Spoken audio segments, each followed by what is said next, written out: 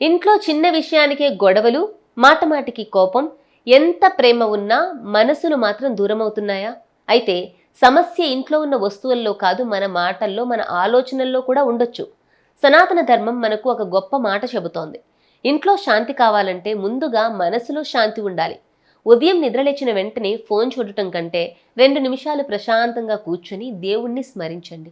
ఇంట్లో ప్రతిరోజు సాయంత్రం ఒక దీపం వెలిగించి కుటుంబ సభ్యులంతా కలిసి భగవంతుణ్ణి ప్రార్థించడం మంచి ఆధ్యాత్మిక అలవాటు. ముఖ్యంగా కోపంలో మాట్లాడే ఒక్క మాట సంవత్సరాల బంధాన్ని కూడా దెబ్బతీయగలదు. అందుకే ధర్మం మధురంగా మాట్లాడటం, పెద్దలను గౌరవించడం, తప్పు జరిగితే క్షమాపణ చెప్పడం నేర్పుతుంది.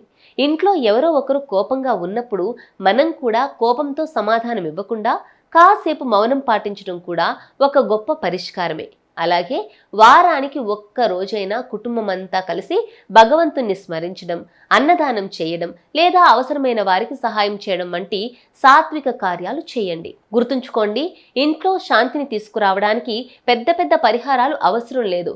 చిన్న చిన్న మంచి మార్పులే చాలు. మాటల్లో ప్రేమ, మనసులో క్షమ, చేతల్లో ధర్మం, ఇంట్లో దైవస్మరణ ఇవుంటే ఆ ఇల్లు కేవలం ఒక భవనం కాదు, అది నిజమైన ప్రశాంత నిలయం అవుతుంది.